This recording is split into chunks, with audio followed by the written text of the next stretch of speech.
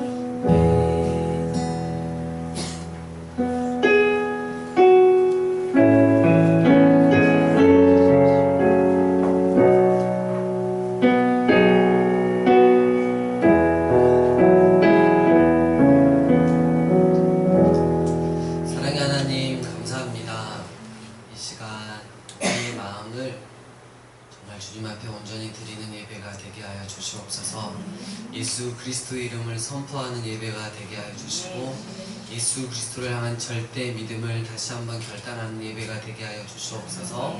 주님만 예배합니다. 주님 사랑합니다. 다시 오실 예수님 이름으로 기도드립니다. 아멘. 할렐루야.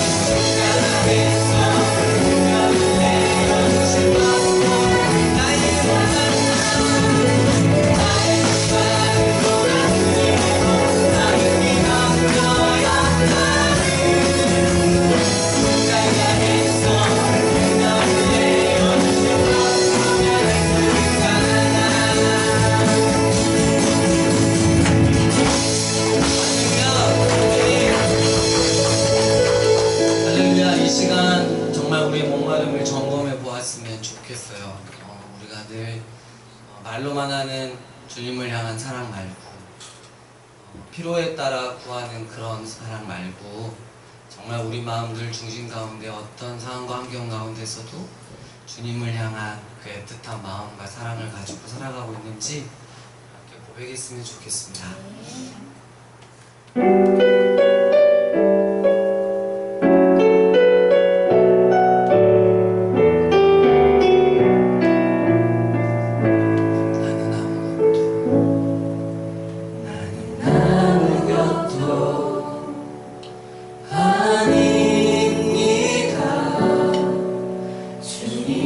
사랑이 없으면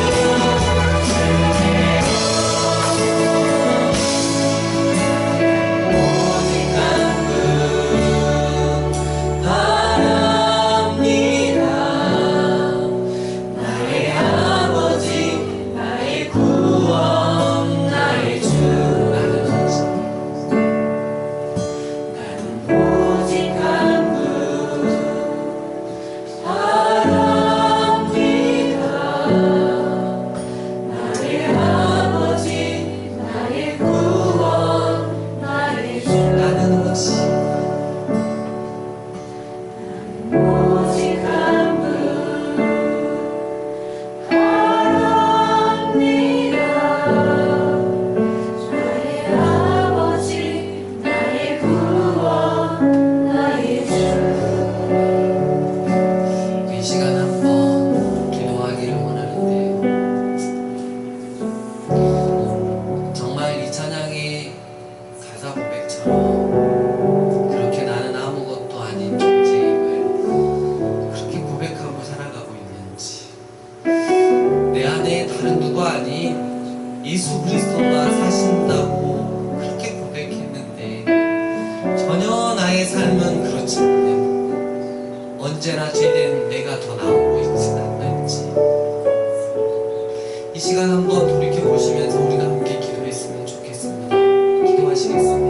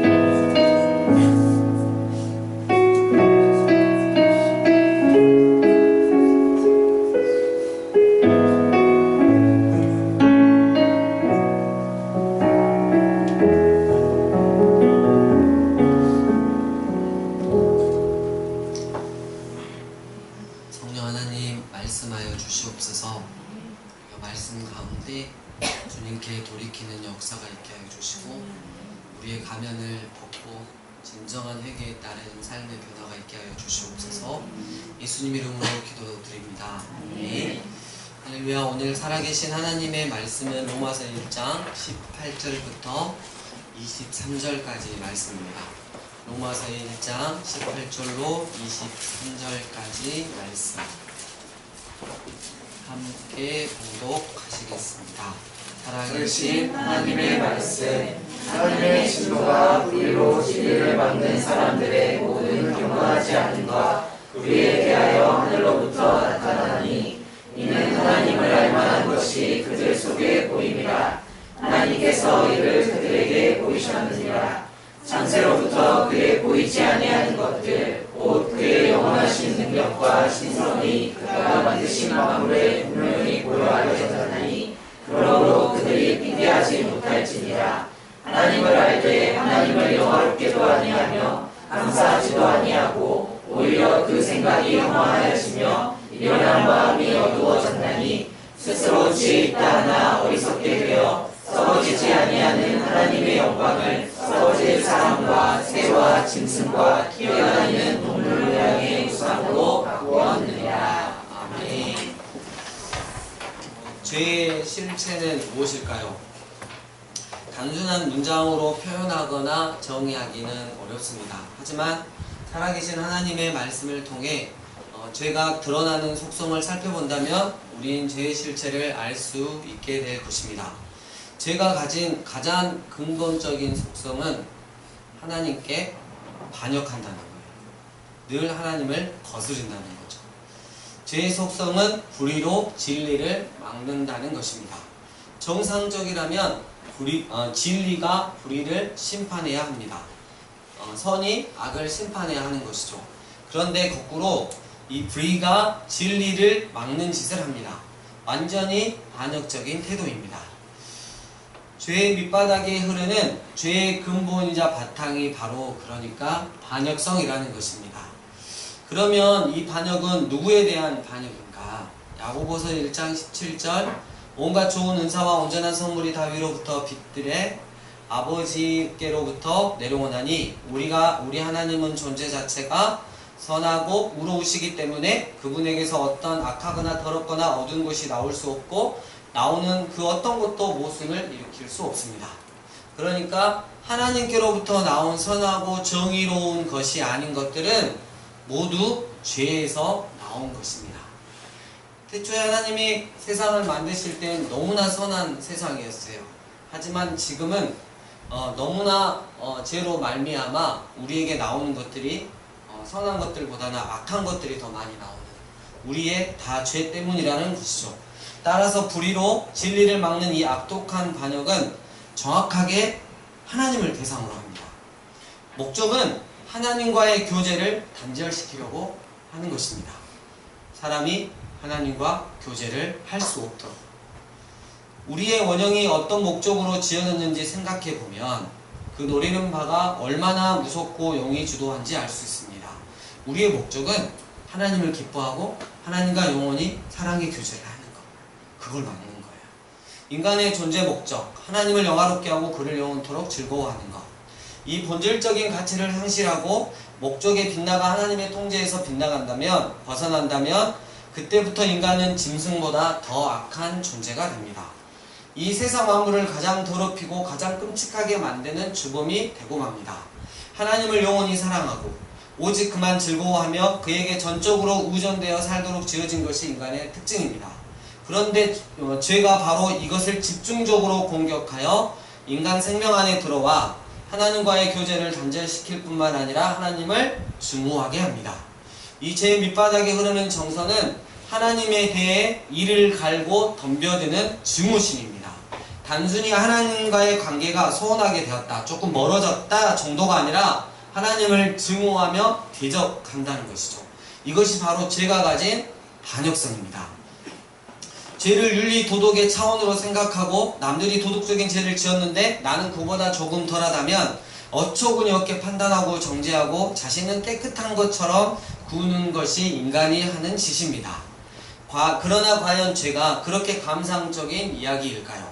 죄의 반역성이 구체적으로 어떤 영역에서 드러나는지 이제 말씀을 통해 우리가 살펴봤으면 좋겠습니다. 이 반역성은 첫 번째 영적으로 치고 들어와요. 그래서 영적인 타락을 가져오게 되는 것이죠. 영적인 존재로 지어진 인간에게 죄의 반역성이 처음 드러나는 것은 역시 영적인 영역입니다. 죄의 독성에 물든 인간 생명 안에서 반역적 반응이 나타날 때 종교적인 성향을 띠게 되는데 그게 바로 우상 숭배라는 거죠. 한마디로 죄의 반역성이 가장 분명하게 드러나는 것이 우상 숭배입니다. 밀림에서 아무리 우랑우탄만도 못하게 살아도 인간이 사는 곳에는 반드시 종교행위가 벌어집니다. 반대로 제 아무리 뛰어난 고릴라도 종교행위는 절대 하지 않습니다. 인간과 동물을 가르는 것은 다른 기능이 아니라 바로 영적인 행위를 할 수 있느냐 할 수 없는가입니다. 그런데 이 우상숭배가 종교심이 순수한 표현이 아니라 반역성이 똑똑 묻어나는 짓이라는 것이 성경의 진단입니다. 로마서 1장 19, 20절 이는 하나님을 알만한 것이 그들 속에 보임이라. 하나님께서 이를 그들에게 보이셨느니라. 창조로부터 그의 보이지 아니하는 것들 곧 그의 영원하신 능력과 신성이 그가 만드신 만물에 분명히 보여 알려졌나니 그러므로 그들이 핑계하지 못할지니라. 하나님은 인간에게 하나님을 알만한 것들을 환히 보여주셨습니다.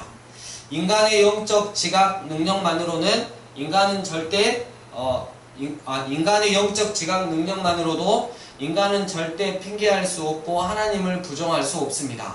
그래서 신을 찾습니다. 신을 만들어 경배하고 우상숭배를 합니다. 히말라야의 뜻은 신들의 거처라는 뜻입니다. 짐승은 히말라야 산을 봐도 경외심을 느끼지 않습니다. 그러나 인간은 엄청난 산만 봐도 어마어마한 바다를 봐도 높은 태양을 봐도 짐승과는 영 다른 반응을 보인다는 것. 경외심이 생기고 그것을 신으로 섬기고 두려워합니다. 그런데 하나님을 알만한 것들이 저희 안에 있고 신에 대하여 절대자에 대하여 창조자에 대하여 두려움과 경외심을 품는 영적인 반응이 나오는데도 불구하고 그들이 어떤 짓을 하는지 보십시오. 21, 23절 하나님을 알되 하나님을 영화롭게도 아니하며 감사하지도 아니하고 오히려 그 생각이 허망하여지며 미련한 마음이 어두워졌나니 스스로 지혜 있다 하나 어리석게 되어 썩어지지 아니하는 하나님의 영광을 썩어질 사람과 새와 짐승과 기어다니는 동물 모양의 우상으로 바꾸었느니라. 사람들 속에 하나님을 알만한 것이 분명히 보여서 핑계할 수 없는데도 하나님을 알지만 하나님을 영화롭게도 하지 않고 감사하지도 않습니다. 이렇게 지옥에 처박힐 악독한 짓을 하는 것이 인간의 본능적인 반응입니다. 이것은 반역성 없이는 불가능합니다. 무언가 의도가 숨겨져 있는 것입니다. 어처구니 없게도 오히려 생각이 허망하여지고 마음이 미련해져서 썩어지지 않는 하나님의 영광을 썩어질 사람, 짐승, 버러지의 형상의 우상으로 바꿉니다. 하나님을 아는 경외감이 밀려오는데 이런 식의 우상을 만든다? 절대 그럴 수는 없습니다.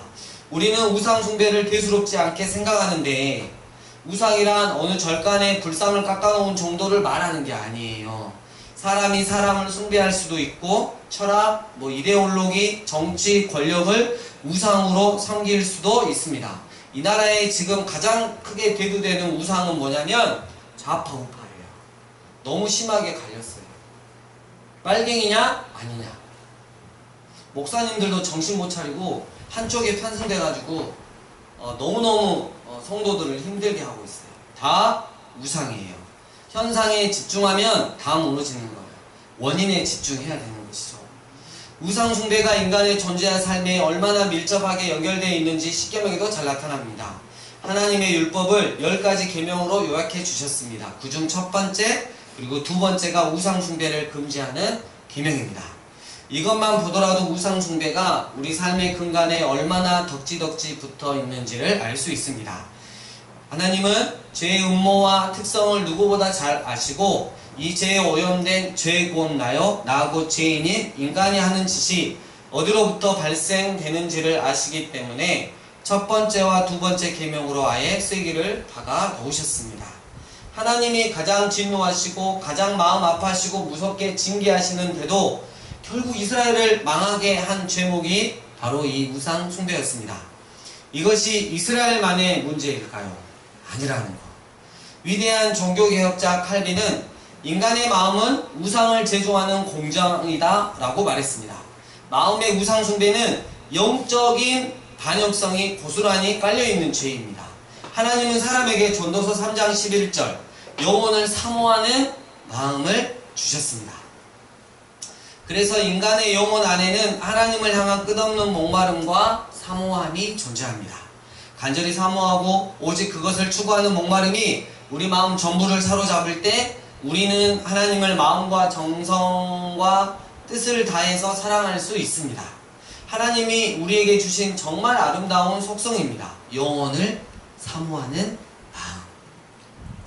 그런데 여기에 반역성이라는 죄의 독성이 들어오자 목마름과 사모함은 남아있지만 그 방향을 완전히 잃어버리고 말았습니다.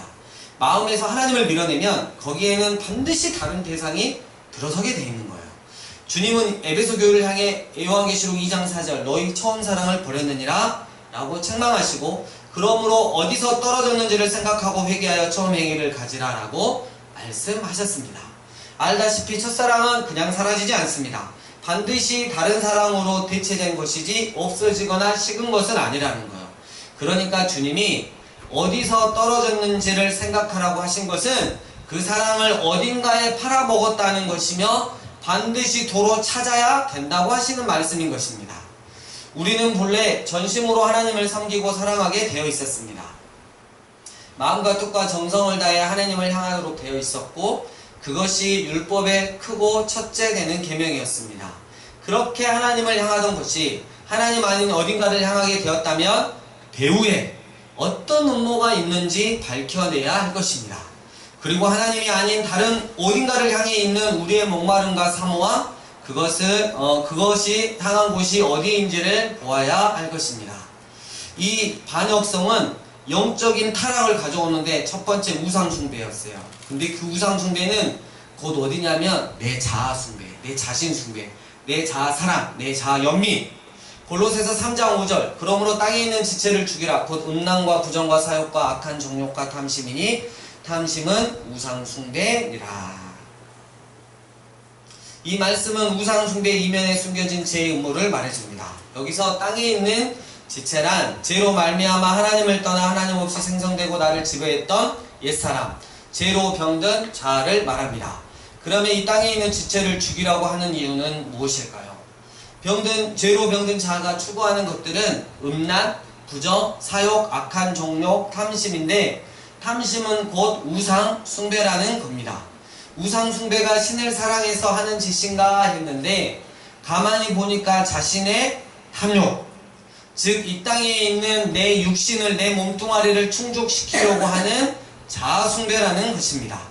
그러니까 우상 숭배는 신약으로 넘어오면 자아 숭배가 되는 것입니다. 세상에 존재하는 모든 우상, 그 모든 종교의 동기 이면을 살펴보십시오.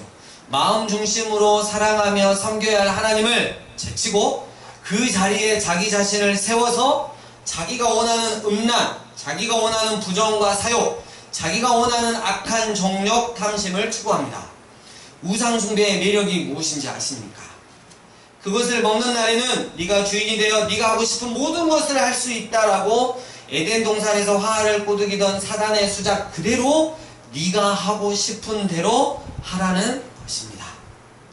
땅에 있는 지체가 원하는 그 음란과 부정과 사욕과 악한 정욕과 탐심을 금하라고 명령하고 통제하신 신 따위 필요 없으니 다른 신을 만들어서 그 신의 이름으로 얼마든지 양심도 무마하고 합리화해 가면 자신을 섬겨도 좋다는 것입니다. 이스라엘 백성들은 수많은 우상들을 섬겼어요. 그 중에 가장 인기 있는 우상이 바알과 아세라였습니다. 바알은 남신이고 아세라는 여신이었습니다. 바알은 농경신이었습니다. 고대시대에 하나님 없이 이 자연세계만 본다면 그들의 목숨은 하늘과 땅에 달려있었습니다. 하늘이 비를 내리고 땅이 곡식을 내야 먹고 살 수 있기 때문입니다. 그런데 하나님의 백성인 이스라엘이 하나님을 잊어버리고 바알과 아세라를 섬기며 그 신전에서 무슨 짓을 했는지 아십니까? 하늘의 신과 땅의 신이 서로 성적인 교합을 해야 하늘은 비를 내리고 땅은 풍성한 열매를 맺는다. 그러니까 신을 자극해야 된다라고 해서 신전에서 음행하는 일을 의식처럼 행했습니다. 즉 집단적으로 성관계를 맺었던 것이죠. 신전에는 남창과 여창이 득실거렸고 그들은 더럽고 난잡한 성행위를 벌였습니다. 근거는 신들을 자극하여 풍성한 수확을 얻고자 한다는 것이었지만 그것은 개가 웃고 고양이가 혀를 찰 일이었습니다. 그들은 신을 위한 것이라는 변명과 합리화로 자신들의 정욕을 추구한 것 뿐입니다. 이것이 하나님의 율법을 받은 이스라엘이 망할지언정 끝내놓기를 싫어한 것입니다. 이사야, 에레미야, 에스겔 등 여러 선지서를 보면 푸른 나무 아래로 가서 거기서 행음하였도다. 네 치마를 걷어올려 네 얼굴에 이르게 하고, 이게 다 그 이야기입니다. 악독한 인간들의 반업종 죄성이 우상 숭배하는 형태로 저질러졌습니다. 심지어 자신에게 닥칠 재앙을 막고 부귀영화와 성공을 얻기 위해 자기 자녀를 불러내어서 이 타는 불에 지나가게 하여 몰렉에게 바치는 인신제사를 지내기도 했습니다. 자기 자식을 불에 태워 죽였답니다. 그뿐만이 아닙니다. 세계에서 신의 숫자가 가장 많은 종교가 힌두교라고 합니다. 우상숭배의 전형적인 힌두교는 음란하기로도 유명합니다. 얼마 전에 힌두교인가요? 그러니까 3살짜리 여자아이를 성폭행해가지고 난리가 났잖아요. 오늘날 사탄교의 종류만 해도 수백 가지가 넘는다고 합니다. 이렇게 갖은 악을 다 품어대며 종교행위를 하는 우상숭배는 신을 사랑하는 것이 아니라 신이든 사람이든 짐승이든 버러지든 상관없이 자기가 원하는 음란, 부정, 사욕, 정욕, 탐심을 마음껏 즐기고 높이며 원하는 것을 구하는 것입니다. 이 행위의 모습이 조금 고급스러우냐 아니냐일 뿐 별 차이는 없다는 거. 여러분, 지위가 높은 상류사회, 돈이 많은 그 사람들 어때요? 정욕 없어요? 탐심 없어요? 아니요, 더 더럽죠. 그 마음 밑바닥에 흐르는 것은 결국 하나님을 반역하고 자신만 사랑하는 자아숭배인 것입니다. 그런데 이렇게 지도가리만큼 자기를 사랑하고 자신의 만족과 유익과 자기의 모든 욕구를 추구하는 나라는 실체가 정말 나일까요? 예전에도 살펴보았지만 죄로 병든 내 자아는 절대 나의 실체가 아니었습니다. 이 헛된 자아숭배는 결코 맨 정신에 되지 않습니다. 사실 이것은 우리의 기본 상식과 인간 양심만 있어도 하지 않을 일들입니다. 그런데 희한하게도 종교 혹은 영적이라는 이름 앞에서는 우리의 이 기능들이 정지해버리고 맙니다. 그래서인지 종교는 인류 역사가 존재하는 한 가장 왕성하고 안전한 큰 사업이 되었습니다. 종교들은 그럴 수 있어요. 하지만 교회는 사업이 되면 정말 안 되는 거예요. 예수님이 자기의 생명을 주신 것처럼 거기에 목회하는 목사든 성도들이건 삶 가운데서 자기의 생명을 들여 이 세상 사람들을 섬기고 사랑하는 거죠. 자기에게 만족과 유익을 줄 신을 자기가 만들고, 자기가 섬긴다는 것은 결국 자기를 섬긴다는 말입니다. 이토록 종교성이 뛰어난 인간들이 벌이는 우상숭배의 배우를 알아보니까 이 자아숭배였다는 것. 그런데 여기 더 큰 음모가 숨어져 있습니다. 에베소서 2장 2절 3절. 그때 너희는 그 가운데 행하여 이 세상 풍조를 따르고 공중에 권세 잡은 자를 따랐으니 곧 지금 불순종의 아들들 가운데서 역사하는 영이라. 전에는 우리도 다 그 가운데서 우리의 육체의 욕심을 따라 지내와 육체와 마음이 원하는 것을 하여 다른 이들과 같이 본질상 진노의 자녀이었더니, 우리가 육체의 욕심, 즉 자아 욕심을 따라 지내며 자아가 일으키는 충동대로 육체와 마음이 원하는 것을 하여 본질상 진노의 자식짓을 하였습니다. 이 진노의 자녀라는 말이 곧 반역성을 의미합니다. 그런데 하나님을 진노하시게 만드는 그 일이 그냥 생기는 게 아니라 다른 음모가 있었다는 것이죠. 2절에 불순종의 아들들 가운데서 역사하는 영이 있다는 겁니다. 그러니까 우상숭배라는 이름으로 결국 내 자신을 충만히 사랑하는 것이, 내 자아를 숭배하는 것이 누구의 음모로 그렇게 되었다는 거예요. 바로 사단입니다. 여러분, 이 나라를 놓고 기도할 때, 아니 온 열방을 놓고 기도할 때 하나님 이 땅에서 폭력이 그리고 음란함이 없어지게 해주세요. 하나님, 정치인들이 하나님을 경외하고 어떻게 해주세요. 국민들을 무서워하게 해주세요. 하나님 이 땅의 교육이 완전히 무너졌습니다. 이 땅의 가정들이 무너졌습니다. 기도하면서 가장 큰 문제가 뭐냐면 여러분 보세요. 우리나라도 다 보면 알지만 네 마음대로 살아. 자식들 이제 초달할 수도 없도록 네 마음대로 살아. 손도 못 대게 합니다. 가정이 교육이 완전히 무너져 가고 있습니다. 오늘인가 어젠가 우리 학생들이 저한테 은근히 협박했습니다. 이제 법으로 걸리는 거 아시죠? 때리면. 그래서 제가 입학서에 서명할 때 이미 때리기로 약속하고 이렇게 했다. 어쩔 수 없다. 이렇게 했는데 저도 때리기가 이제 겁이 납니다. 애들이 신고할까봐. 네. 여러분 우리 학교에 올해 그 새로 학생이 한 명 들어왔잖아요. 절대 급하지 않았어요. 왜냐하면 6년을 달려왔으니까. 근데 정말 하나님의 말씀을 이렇게 가르치고 그리고 기도하고 또 공부할 때 여러분 처음에 얼마나 힘들었겠어요. 세상이 얼마나 좋았겠어요. 근데 그것을 놔두고 확 팔다리 잘라놓고 여기 와서 하니까 얼마나 괴로웠겠어요. 근데 여러분 정말 요즘에 제가 보면 하나님이 변화시켜 주시는 그런 것들을 보면서 있잖아요. 여러분 한 번에 다 변하지 않아요. 한 번에 다 변하면 더 죽는 거예요. 근데 이 하나하나씩 문제가 있음에도 불구하고 이렇게 우리가 기도하고 말씀으로 서로 이렇게 했더니 변하는 거예요. 정말. 그래서 주님이 하시는 거구나. 그래서 너네스쿨 이 시스템이 정말 하나님이 주셨구나. 그래서 힘들면 우리가 지져가는 것보다 정말 10번 더 기도하고 또 한 번 충고하고 그래서 너무 그런 것들이 보여서 감사하더라고요. 그래서 목사님 공부를 더 하고 싶어요. 이런 얘기를 해요. 미친 거죠. 그러니까 어떻게 그럴 수가 있는지 모르겠어요. 근데 이렇게까지 가더라는 거예요. 그리고 목사님이 심각하게 기도하고 있다가 하나씩 우리 학생들에게 이렇게 던져놓으면 목사님이 뭘 말씀하시는지 알겠다고 자기 생활 패턴에서 그것들을 절제하려고 되게 노력하더라고요. 물론 무너질 때도 있지만 그런 모습들을 보면서 참 감사하더라고요. 여러분 아이들은 정확하게 이렇게 훈계를 해야 되는 거죠. 근데 그걸 못하게 하는 거예요. 왜요? 네가 하나님이 되고 네가 네 자신대로 살 수 있는 거예요. 그래서 저는 국가에서 청구를 하고 싶더라니까. 그러면 이 자식이 나라 거니까 나라가 우리가 그러면 뭐 먹을 거 뭐 학원 대주고 그러잖아요. 그거 다 내놓으라고. 나라 원하는 대로 할 거니까. 여러분 나라가 그래서는 게 아니고 사단이 지고 흔드는 거예요. 잘 알고 계셔야 돼요. 우리는 말씀 떠나면 끝장나는 거예요. 성경은 우리가 알든 모르든 인정하든 인정하지 않든 자아숭배란 결국 따지고 보면 사탄숭배라고 선언하고 있어요.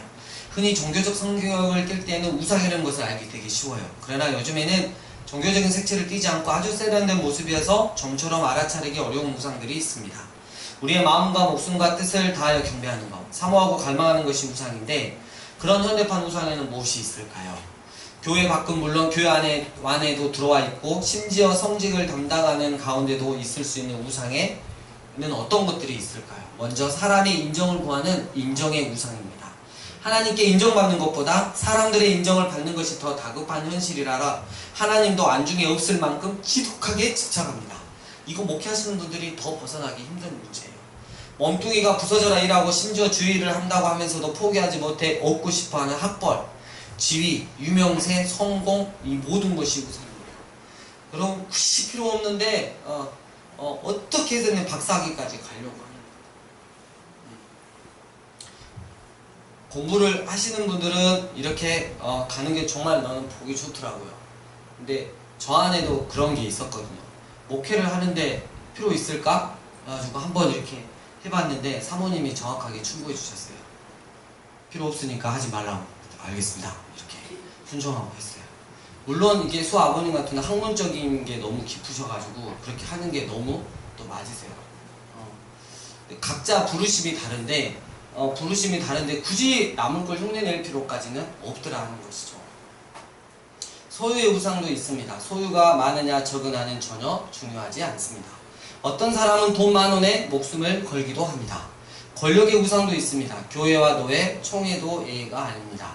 쾌락의 우상도 있습니다. 오늘날에는 엔터테인먼트, 즉 오락성을 띠지 않으면 교회도 운영하기 어려울 정도라고 해서 많은 영적인 프로그램조차 오락성을 가미합니다. 여러분, 강주에서 큰 교회는 한 달에 300만원 주고 초등학교, 초등부 프로그램을 사가지고 돌려요. 우리 애들 300만원은커녕 아이스크림 한 번 사줄까 말까 하는, 우리는 그냥 말씀으로 돌려요. 디지털 미디어 문화 속에서 TV는 이제 촌스러운 것이 되었습니다.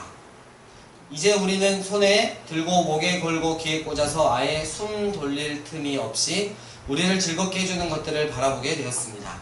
특별히 죄를 짓지 않아도 넋을 잃을 만큼 재미있고 짜릿하고 기막힌 것들에 둘러싸여 눈으로 가담하든지 아예 더 적극적으로 몸으로 가담하든지 아예 거기서 헤어날 줄 모르고 있습니다. 요한일서 2장 16절, 이는 세상에 있는 모든 것이 육체의 정욕과 안목의 정욕과 이생의 자랑이니 다 아버지께로부터 온 것이 아니요 세상으로부터 온 것이라. 2000년 전에 기록된 성경에 육신의 정욕과 안목의 정욕과 이생의 자랑이라고 정확히 표현되어 있는 것을 보면 주님은 우리가 결국 어디를 향해 갈지, 그 코스가 어떤 지를 정확하게 아시고 마지막 때에 일어날 일들을 정확히 짚어내셨습니다. 관계의 우상, 성의 우상, 돈의 우상 등 이런 것들이 현대판의 우상입니다. 이에도 많지만 한 가지 분명한 것은 우상이란 마음 중심으로 애착을 가지고 여기서 떨어지면 죽을 것처럼 섬기고 사랑하고 경배하는 것, 원래 하나님께 드려야 할 에너지를 하나님 아닌 다른 곳으로 향한 것을 말합니다. 우상 숭배에 이런 음모가 숨겨져 있다는 것을 알면 알수록 내 자신을 계속 사랑하고 내 자신만 위해 살아가게 그렇게 마음이 계속 움직여질 때 이 죄가 어떤 놈과 꼭 닮았다고 느껴야 하는 것입니다. 사탄과 그대로 닮았습니다. 정말 기가 막히게 닮았습니다. 반역성이야말로 사탄의 속성이 그대로 드러난 죄의 속성인 것입니다. 죄는 절대 중립적인 실체가 아닙니다. 반드시 어느 편에 붙은 것입니다. 결론적으로 말해서 죄는 사탄의 완벽한 도구예요. 죄를 캐다 보면 그 밑바닥에 실체가 나타나는데 그게 바로 사탄이에요. 그래서 에베소서 2장 22절에 그때 너희는 그 가운데 행하여 이 세상 풍조를 따르고 공중의 권세 잡은 자를 따랐으니 즉 사탄을 따른 것이라고 말한 것입니다. 결국 우리가 죄짓고 자아숭배하고 자아추구하고 살아가는 이 일은 그냥 일이 아니라는 거예요. 죄는 절대 중립적인 실체가 아니라 분명히 어느 편에 붙은 것인데 알고 보니 이것이 완벽한 사단의 실체라는 것입니다.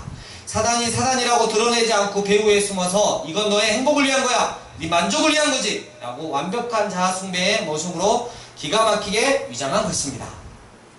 자꾸자꾸 죄를 찾아 들어가보다 보니 죄의 밑바닥에 가공할 만한 정사와 권세와 이 어둠의 세상 주관자인 사단의 대가리가 보이다라는 것입니다. 이렇게 되면 이야기가 섬뜩해집니다. 우리가 그토록 사랑하고 즐기며 떠나기를 싫어하고 결단을 유보하고 있는 이 죄의 문제는, 내가 저지르고 있는 죄의 문제는 단순히 윤리적인 문제, 도덕적인 문제가 아니라 영적인 문제이기 때문입니다. 피해서 될 일이 아닌 거예요. 이건 충돌해서 넘어가야 되는 거예요. 여러분, 질병 중 하나인 암만 만나도 아닐 거야 라고 회피하는 게 아니라 정면 충돌해서 정확하게 검진하고 합당한 태도를 취하는데 이건 암 정도가 아니지 않습니까? 비교가 됩니까? 영혼에 대한 문제인데, 죄에는 반드시 영적인 음모가 있고 이 음모의 배후를 잘 주목해 보아야 합니다. 결국 죄를 알아갈수록 그 영적 실체인 사단이 그대로 드러납니다. 죄를 알면 사단을 압니다. 죄의 문제는 사단과 딱 붙어있는 영적인 문제이기 때문에 이 문제를 해결하려면 사탄이라는 근원이 해결되어야만 합니다. 요한일서 3장 4절, 죄를 짓는 나마다 불법을 행하나니 죄는 불법이라. 그가 우리 죄를 없애려고 나타나신 것은 너희가 안 하니 그에게는 죄가 없느니라. 예수님이 오신 목적은 이 무섭고 끔찍한 죄를 없이 해주기 위해서라고 했습니다. 때문에 예수님이 하려고 하신 일이 그것이니 우리에게는 죄를 해결하는 것이 가장 우선되고 근본적인 일이 되어야 하는 것입니다.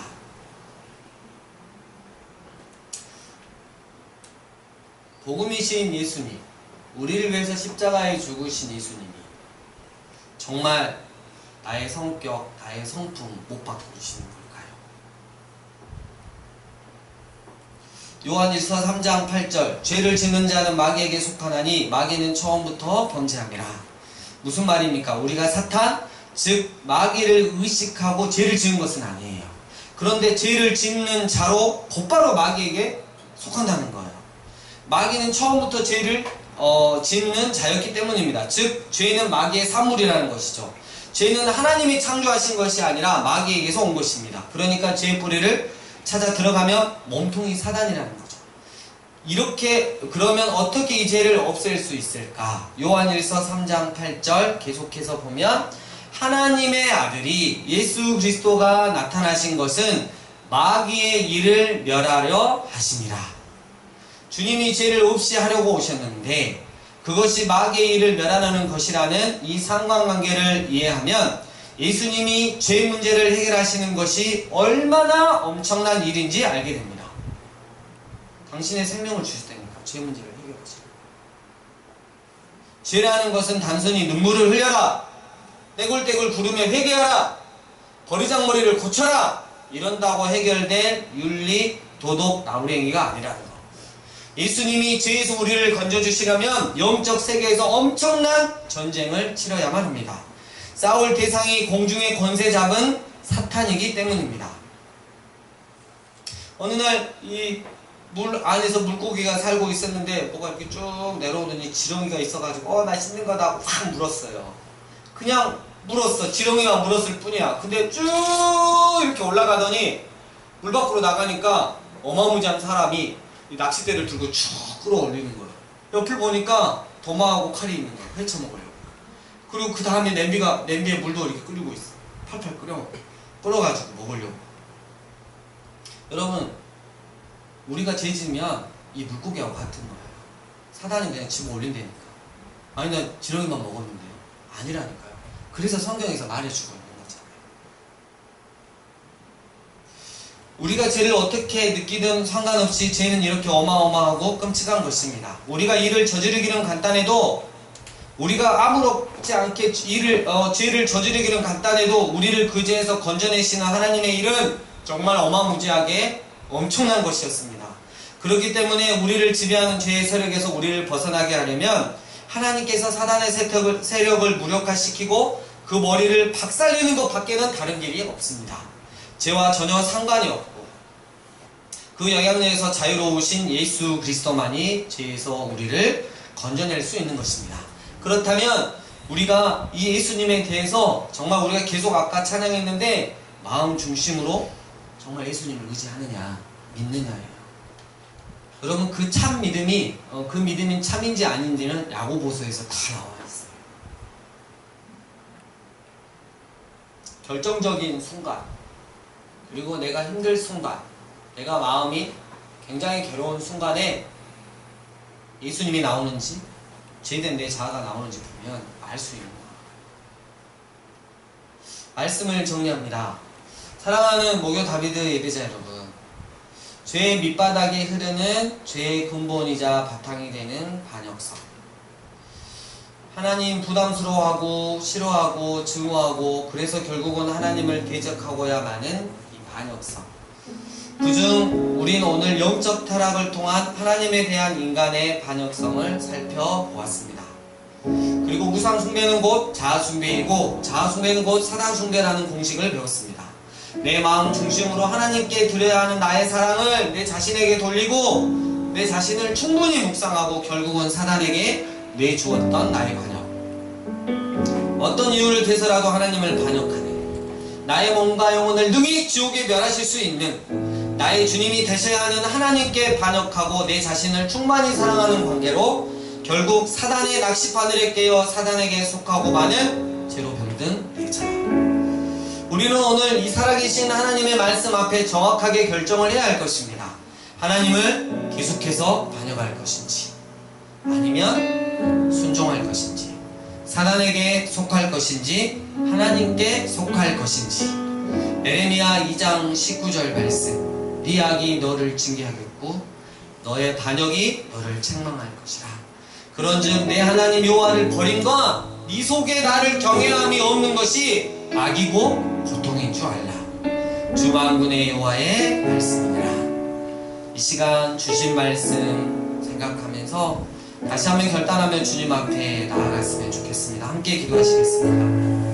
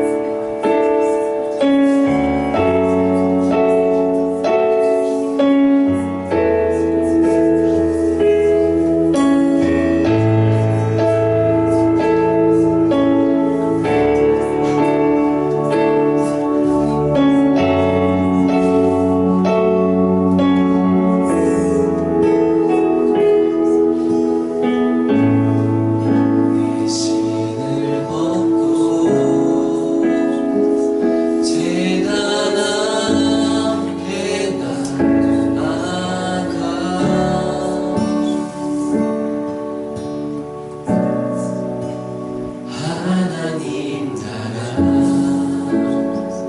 주 임재 기다립니다.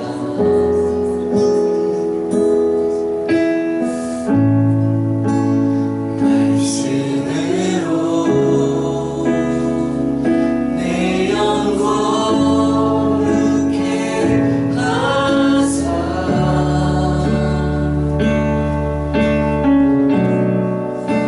하나님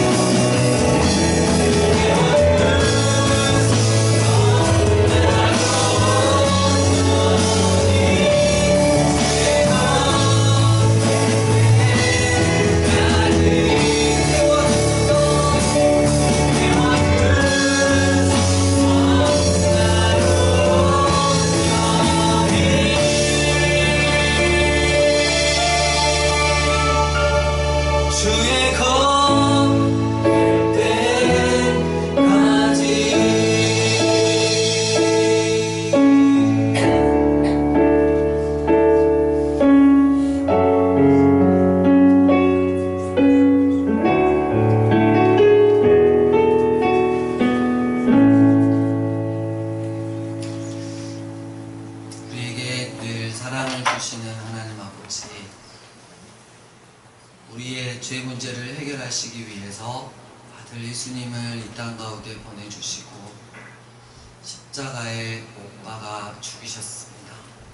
하나님, 우리는 그 사실을 믿는다고 늘 고백하지만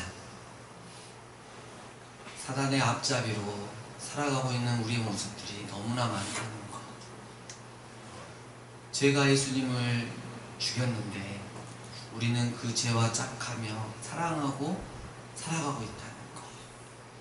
내가 마치 내 삶의 주인공인 양 하나님이 된 듯 늘 내 중심의 언어와 내 중심의 생활을 고집하고 있지는 않는지 하나님, 많이 회개합니다. 결단하게 도와주시옵소서. 정말 우리가 입으로만, 정말 말로만 하나님 소속이라고 고백하는 게 아니라 우리의 마음과 우리의 삶에 통틀어서 하나님 소속이라고 고백할 수 있는 저희들 되게 하여 주시옵소서. 하나님, 이 영적인 싸움에서 하나님께 더욱더 굳건히 붙어서 결국은 승리할 수 있는 참 자유를 누릴 수 있는 저희들 되게 하여 주시고, 또 믿음의 세대와 믿음의 다음 세대와 그리고 믿음의 가정들이 되게 하여 주시옵소서. 하나님이 강주도심 사단의 미끼에 걸려들지 않도록 도와주시고, 복음이신 예수님을 만나 참 자유와 사랑을 누리고 살아갈 수 있는 이 강주도심 되게 하여 주시옵소서. 주님, 오늘 이 결단에서 결코 돌아서지 않는 저희들 되게 도와주시옵소서. 주님 사랑합니다. 다시 오실 예수님 이름으로 기도드립니다. 아멘. 할렐루야.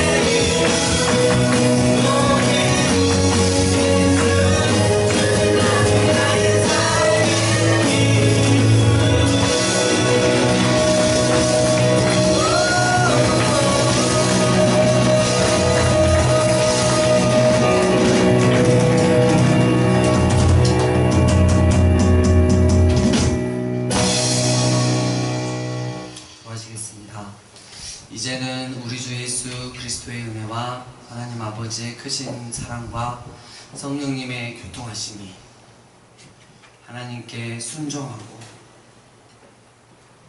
살아가겠노라고 결단한 예배자들 머리 위에 다음 세대와 믿음의 가정 위에 강주도심이 이제와 영원토록 함께 있을지어다.